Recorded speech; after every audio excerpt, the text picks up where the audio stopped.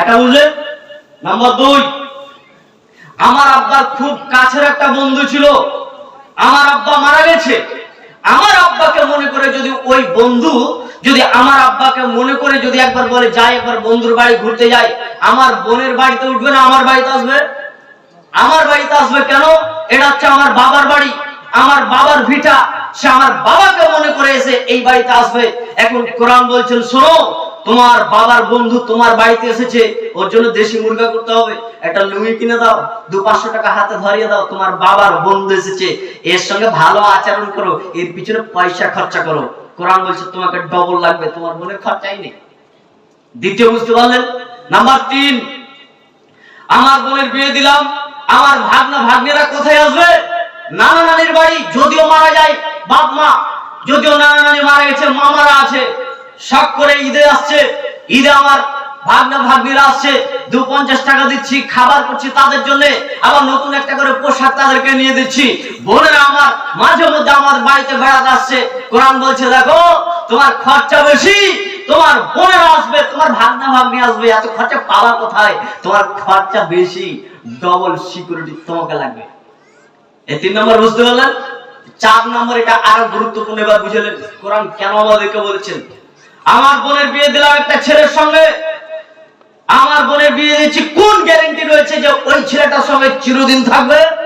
হয়তোবা আমার বোনকে 2 বছর পর তালাক দিয়ে দিয়েছে, অথবা আমার দুলা ভাইটা অ্যাক্সিডেন্ট হয়ে মারা গেছে। কোরআন বলছে শোনো, ওই বোনটা মিনমিন করে কেঁদে কেঁদে আবার তোমার বাড়িতে এসে ফিরে আসবে, আবার তোমাকেই চিন্তা ভাবনা করে আবার দ্বিতীয় একটা বিয়ে দিতে হবে।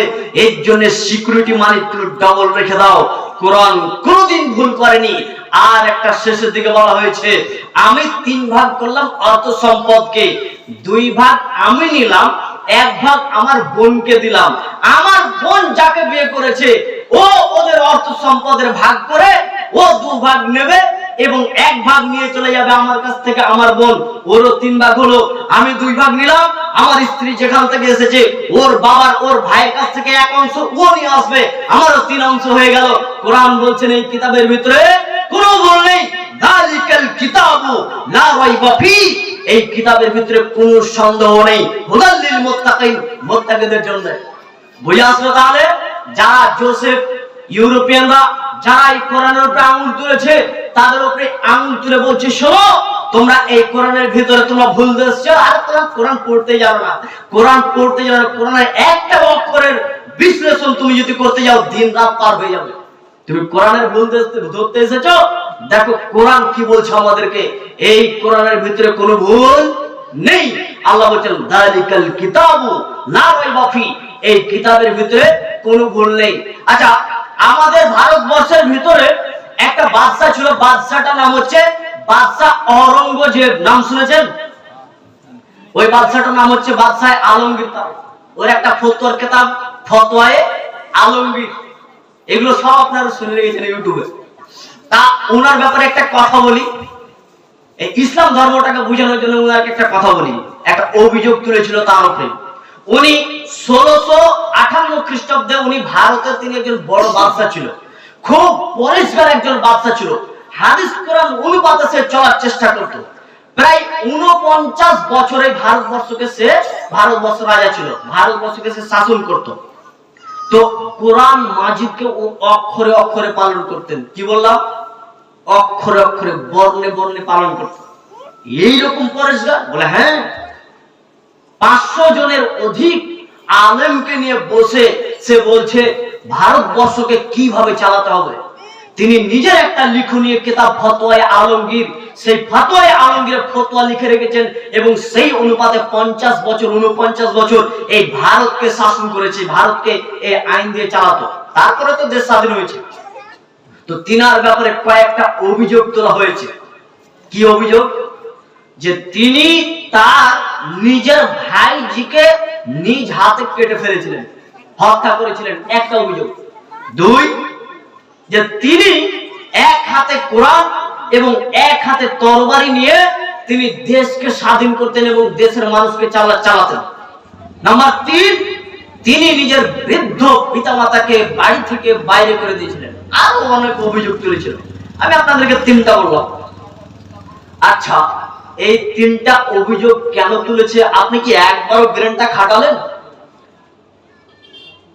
আর যেই লোকটা অক্ষরে অক্ষরে কোরআন মানে, তার উপরে তিনটা অভিযোগ। এই তিনটা অভিযোগ দিয়ে বোঝানো হয়েছিল যে দেখো, যেই ব্যক্তিটা এত কোরআনকে মানে, যেই লোকটা এত কোরআনকে মেনে চলতো, সে নিজের পিতামাতাকে, বৃদ্ধ পিতামাতাকে বাড়ি থেকে বের করে দিয়েছিলেন। তার মানে তাদের কোরআনের ভিতরে বৃদ্ধ পিতামাতাকে বের করার কথা লেখা আছে। আমরা মুসলমানরা ভাবছি যে হয়তো তারা হিংসা করে, না। দেখেন, ইসলাম ধর্মের উপরে টার্গেট করেছিল। তিনি তার নিজের ভাইজিকে হত্যা করেছিল। তার মানে তিনি কোরআনকে অক্ষরে অক্ষরে মানতেন। মানে কোরআনকে মানার পরে একটা মানুষ নিজের ভাইকে হত্যা করতে পারে? কোরআনকে মানার পরে নিজের বৃদ্ধ পিতামাতাকে বাড়ি থেকে বের করতে পারে? সাধারণ মানুষদেরকে দেখানোর জন্য এই অভিযোগ তোলা হয়েছিল যে দেখো, যেই লোকটা কোরআনকে মানছে সেই লোকটা বৃদ্ধ পিতামাতাকে বাড়ি থেকে বের করেছিলেন। তার মানে বৃদ্ধ পিতামাতাকে বাড়ি থেকে বের করা যায়, ভাইকে হত্যা করা যায়। এই অভিযোগগুলো তোলা হয়েছিল কেন? শুধুমাত্র ইসলাম ধর্মটাকে মানুষের সামনে দেখানো হতো। যে লোকটা কোরআনকে এত মানে, সেই লোকটা কোরআন মানার পরে বৃদ্ধ পিতামাতাকে বাড়ি থেকে বের করেছিলেন। আজকে বর্তমান আপনি ফিতনার যুগে চলে এসেছেন। আজকে ভারতবর্ষের ভিতরে দেখতে পাবেন কোন একজন হিন্দু কোন একজন মুসলিমকে ধরে জয় শ্রীরাম বলছে। এই ভুল খবরদার করতে যায়েন না যে একজন হিন্দুকে ধরে বলাবেন লা ইলাহা ইল্লাল্লাহ বলার ভিডিও রেকর্ডিং করো। খবরদার, ভুলেও নয়, এটা করতেই যাবেন না। এক তো কোরআনের বিরোধী কাজ হবে, দ্বিতীয় নম্বর এটা নিয়ে আরো হিংসা ছড়িয়ে যাবে। বাংলাদেশে একজন হিন্দু ভাইকে মেরে পিটে ওকে একেবারে আগুন দিয়ে পুড়িয়ে দিল। এদের যেমন শিক্ষা নেই, এরা যেমন কোন জ্ঞান, ধর্ম সম্পর্কে জ্ঞান জানে না, একে কেন্দ্র করে যে হিন্দু ভাইরা মুসলিমদের উপরে আক্রমণ করে, এদেরও ধর্ম সম্পর্কে জ্ঞান নেই। কেন করতে হবে এরকম ঝামেলা? আর আরেকটা কথা, আমরা সবাই মমতা ব্যানার্জিকে সাপোর্ট করতে করতে এমন করেছি, আর মমতা সরকার এমন হয়ে গেছে, এখন বাড়ির ভিতরে বিজেপি আর তৃণমূল চলছে। বাড়ির ভিতরে স্বামী স্ত্রী এখন বলছে লক্ষ্মীর ভান্ডার দিচ্ছে, আমি তৃণমূলকে দেবো, আর বলছে না আমি বিজেপিকে দেবো। হিন্দুদের ভিতরে এখন চলছে ঝগড়া। এরা এখন ঝগড়া সামাল দিতে খুব কঠিন। এই জন্য মমতা ব্যানার্জি মহিলাদেরকে বেছে নিয়েছে। যতগুলো বিদেশে কাজে যায় সবারই প্রায় দেখবেন আপনি কি ওয়েস্ট বেঙ্গল থেকে এসছে। কোথায়? মুর্শিদাবাদ থেকে। কোথা থেকে? বলে মালদা থেকে। কোথা থেকে? উত্তর দিনাজপুর থেকে। তার বেঙ্গলের লোক শুধুমাত্র ফকির। এই টাকাগুলো বের করে একটু বেশি বাড়িয়ে দিয়ে একটু ভালো চাকরি দেওয়া যায় না? সিভিক পুলিশ যে রয়েছে, সিভিক ভলেন্টিয়ার যে রাস্তায় থাকে গো, এদেরকে দেখে আমাকে যা মায়া লাগে, ফকিরকে দেখে মায়া লাগে না। নিজে আপনি একটু বিবেচনা করুন, 10,000 টাকা বেতন দিচ্ছে। 10,000 টাকা, 10,000 টাকার বেতনে নিজের পোশাক কিনবে, না স্ত্রী পোশাক কিনবে, নাকি ওষুধ কিনবে, না খাবার কিনে কি করবে দিশা পাচ্ছে না। 10,000 টাকা সিভিক ভলেন্টিয়ারদের। আমি আপনার পার্টি করতে আসিনি এখানে, আর আমি পার্টির কোন এলান করতে আসেনি। আরে মমতা ব্যানার্জি, আপনাকে আমি বলি, ভারতবর্ষের ভিতরে শুধু পশ্চিমবঙ্গেরই লোকই শুধু বাইরে খাটতে যাবে, যেখানে হচ্ছে বাংলা ভাষায় কথা বলছে। ভিডিওগুলো দেখছি, কোথায় বাংলা ভাষায়, পশ্চিমবাংলার। আমাদের উপরে সন্দেহ করে বলছে এরা বাংলাদেশি। আধার কার্ড দেখা, এসআইআর তো একবার হলো, এরপরে এখন সবাইকে নাকি আবার আধার কার্ড দেখাতে হবে, ভোটার কার্ড দেখাতে হবে। বলছিলাম ধর্মের ব্যাপারে একটু সতর্কতা অবলম্বন করুন। কথা ব্রেনে থাকবে তো, খুব বাড়াবাড়ি করতে যায়েন না। আমি একটু আগে বলেছি, ধর্ম নিয়ে যদি লড়াই আপনি লেগে যান, তাহলে অর্থ সম্পদ আপনার বাড়লো না কমলো, এদিকে ধ্যান শেষ হয়ে যাবে। যারা ধর্ম নিয়ে লড়ে, এদের অর্থ সম্পদ বেশি হচ্ছে না কম হচ্ছে, এদিকে ওদের খেয়াল নেই। ধর্ম নিয়ে এখন ব্যস্ত। ওরা এসি গাড়িতে ঘুরে, ওদের গাড়ি নিয়ে ঘুরে, কোনো সমস্যা নেই, ধর্ম নিয়ে ব্যস্ত। আচ্ছা, 2 নম্বরটা আপনাদেরকে বুঝালাম। এবার আসুন আপনাদেরকে যেই কথা এখন বলতে চাচ্ছি, নাম্বার 3, আমরা সব থেকে দামি উম্মত কেন? এটা একটু শুনুন, আমাদেরকে সব থেকে দামি উম্মত কেন বলা হয়েছে? আবু সাঈদ খুদরি রাদিয়াল্লাহু তাআলা আনহু তিনি বলেন, রাসূল সাল্লাল্লাহু আলাইহি সাল্লাম একদা আমাদেরকে বললেন, শোনো, আল্লাহ তোমাদেরকে বললেন তোমাদের ব্যাপারে তোমাদের মিসাল হচ্ছে ওদের মতো। কেমন? আল্লাহ ইহুদিদেরকে ডেকে বললেন, ও ইহুদিরা শোনো, তোমাদেরকে আমি আল্লাহ কাজ দিচ্ছি সূর্য ওঠা থেকে নিয়ে জোহর পর্যন্ত তোমাদেরকে এক কেরাত পারিশ্রমিক দেব। আপনাদেরকে একটা মিসাল দেওয়ার জন্য বলছি, মনে করুন আল্লাহ বলছেন, ও ইহুদিরা, আরে শোনো শোনো শোনো, সূর্য ওঠা থেকে নিয়ে জোহর পর্যন্ত তোমরা একটা কাজ করো, তোমাদেরকে 100 টাকা দিব। এটা আপনাদেরকে বুঝাচ্ছি। ও খ্রিস্টানরা তোমরা শোনো, আরে জোহর থেকে নিয়ে আসর পর্যন্ত তোমরা এই কাজটা করো, তোমাদেরকে 100 টাকা দেব। ও উম্মতে মুহাম্মাদি তোমরা শোনো, আসর থেকে নিয়ে মাগরিব পর্যন্ত তোমরা একটা কাজ করো, তোমাদেরকে 2 কেরাত দেব, মানে 200 টাকা দেব। ইহুদি এবং খ্রিস্টান এরা আল্লাহর কাছে দরখাস্ত করবে, আল্লাহ আমরা কাজ বেশি করলাম, সূর্য ওঠা থেকে নিয়ে জোহর পর্যন্ত কাজ করলাম, আপনি 1 কেরাত দিলেন, 100 টাকা দিলেন। খ্রিস্টানরা বলবে, আল্লাহ আমরা জোহর থেকে নিয়ে আসর পর্যন্ত কাজ করলাম, আমাদেরকে 100 টাকা দিলেন। আর ওরা করলো অল্পটুকু কাজ, আসর থেকে নিয়ে মাগরিব পর্যন্ত একেবারে অল্প কাজ করেছে, আর আপনি তাদেরকে দিয়েছেন ডবল বেতন। তখন আল্লাহ বলবেন, আমি কি তোমাদেরকে যে কথা বলেছিলাম, যে ওয়াদা দিয়েছিলাম, সেই ওয়াদাকে আমি আল্লাহ পূরণ করিনি? তখন তারা বলবেন, হ্যাঁ আপনি আমাদেরকে যাই বলেছিলেন তাই দিয়েছেন। তখন আল্লাহ বলবেন, যালিকা ইউতিহি মান ইয়াশাউ, আমি আল্লাহ, যালিকা ফাদলুল্লাহি ইউতিহি মান ইয়াশা, আমি আল্লাহ যাকে ইচ্ছা করি, আমি আল্লাহ যাকে ইচ্ছা করি, আমি আমার ফজল, আমি আমার দয়া তাদেরকে আমি আল্লাহ দিয়ে থাকি। আমি তোমাদের সঙ্গে যে ওয়াদা করেছিলাম 1 কেরাত দেব, 1 কেরাত দিয়েছি। আমি তোমাদেরকে 1 কেরাত দিতে চেয়েছি, 1 কেরাত দিয়েছি। আমি উম্মতে মুহাম্মাদিকে এদেরকে 2 কেরাত দিতে চেয়েছি, 2 কেরাত দিয়েছি। আল্লাহ নবী বলেছেন, তোমরা হচ্ছে সেই জাতি যারা অল্প কাজ করবে, বেতন অনেক। না, আমরা হচ্ছে সেই জাতি, আমাদের কাজ কি? অল্প, ইবাদত অল্প, বেতন আমাদের অনেক বেশি। এই জন্য আল্লাহ আমাদেরকে দামি বলছেন। আল্লাহ আমাদেরকে দামি বলেছেন 2টা কাজে, এক তোমাদের ইবাদতের কারণে তোমরা দামি, আর এক তোমাদের দায়িত্বের কারণে তোমরা দামি। তো ইবাদতটা আগে বলি। তাহলে 1 নাম্বার আপনাদেরকে বললাম, এই হাদিসের ভিতরে আল্লাহ রাসূল বলেছেন, তোমরা তোমাদের আয়ু কম, তোমাদের ইবাদত কম, ফজিলত অনেক বেশি। আদম আলাইহিস সালাম কত উচ্চতা ছিলেন? 60 হাতের মতো, প্রায় 60 হাত উঁচু। তাহলে একটা পা অন্তত উনার লম্বা হবে 20 হাত করে। তাহলে উনি যদি একটা সাধারণ হাটে স্টেট বাসের থেকে স্পিডে যাবে, আর যদি দৌড়ায় তাহলে তো ট্রেন ফেল, তাই না? তাহলে আদম আলাইহিস সালাম এত উঁচু ছিলেন, বয়স কত ছিল? প্রায় 950,000 বছরের মতো। নূহ আলাইহিস সালাম প্রায় 900 বছর। মুসা আলাইহিস সালাম, ঈসা আলাইহিস সালাম, এদের উম্মত ইব্রাহিম আলাইহিস সালাম, এই সমস্ত নবী পৃথিবীতে যতগুলো এসেছিলেন ঈসা আলাইহিস সালামের আগে, এই নবীগুলোর কারো 500 বছর বয়স, কারো 1000 বছর বয়স, কারো 800 বছর বয়স। তার উম্মতের বয়স গুলো ওই রকম ছিল।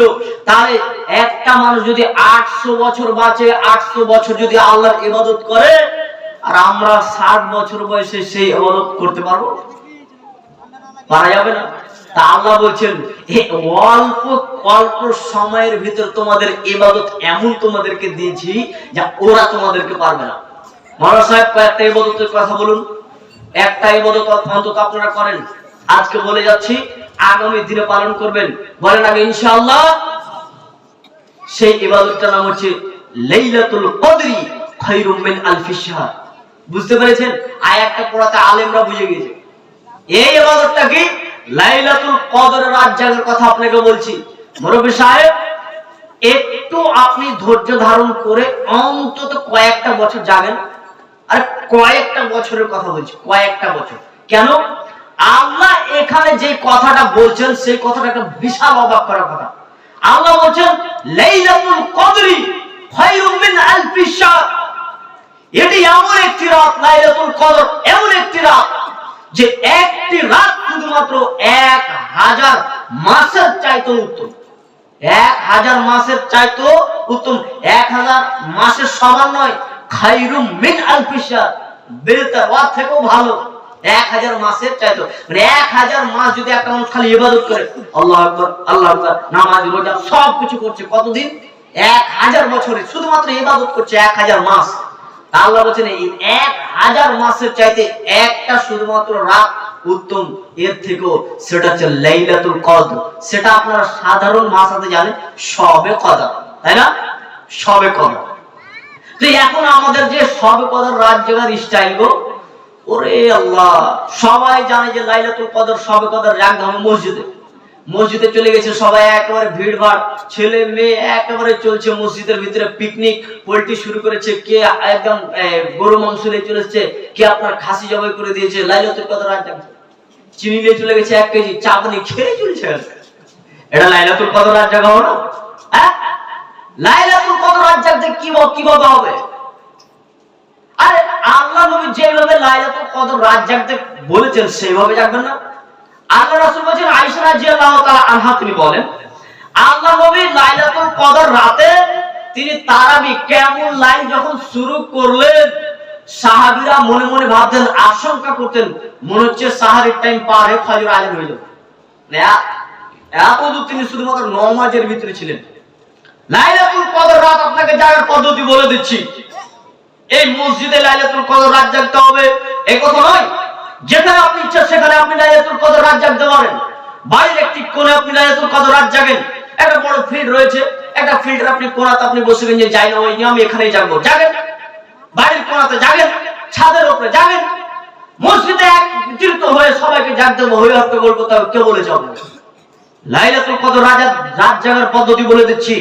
যেহেতু কি বললাম, আয়াত আল্লাহ কি বলছেন, 1000 মাসের চাইতে উত্তম, কাজে এই মাসটা, এই রাতটা আপনাকে খুব ইম্পর্টেন্ট, খুব গুরুত্বপূর্ণ রাত। কাজে এই রাতটা খুব গুরুত্বপূর্ণ ভাবে আপনাকে পার করতে হবে। কিভাবে পার করবেন? প্রথমে লাইলাতুল কদর রাত জাগার জন্য এশার সালাত পড়ুন। এশার সালাত পড়ার পরে সুন্নাত পড়ুন। সুন্নাত পড়ার পরে বেতর নামাজ থেকে যাক, তারাবি থেকে যাক, তারাবি আর পড়তে হবে না, বের হয়ে চলে আসেন। অথবা গ্রামের ভিতরে সবাই যদি বলে আমরা সবাই আজকে লাইলাতুল কদর রাত জাগবো, তাহলে ইমাম সাহেবকে বলে দেন আজকে তারাবিটা এখন থাক ইমাম সাহেব, আপনি রাত 10টার দিকে স্টার্ট করবেন, লম্বা সূরা পড়ে একেবারে অন্তত রাত 1টা-2টা পর্যন্ত আপনি করবেন। আর যদি দেখা যায় যেন সবাই জাগতে পারবে না, তো তারাবি যারা পড়বে। আর বাকি আপনারা যারা জাগবেন তাদের পদ্ধতি বলে দিচ্ছি। এশা সালাত পড়ে সুন্নাত পড়ে মসজিদ থেকে বের হয়ে যান, বেতর থাকলো তারাবি থাকলো, বাড়িতে এসে কিছু খাওয়া দাওয়া করে আপনি একটু ঘুমিয়ে যান। মোটামুটি রাত 9টা-10টা পর্যন্ত আপনি ঘুমালেন। 10টার পরে উঠে উজু করেন। উজু করার পরে এবার চলে গেলেন যেখানে আপনি স্থান করেছেন, এখানে আমি লাইলাতুল কদর রাত জাগবো। ঘরের ভিতরে মনে করেন ছাদের উপরে, সেখানে আপনি মশলাটাকে নিয়ে আপনি লাইলাতুল কদর রাত জাগার নিয়ত করে আপনি শুরু করলেন, তাহাজ্জুদ নিয়ত করেন বা তারাবির নিয়ত করেন। এখন তারাবির নামাজটা যেটা দুরিকাত করে সালাম ফেরাতো, সেই নামাজটা আপনি এখন শুরু করবেন। এখন প্রথম এক রাকাতের হিসাব আপনাকে বলছি। প্রথম রাকাত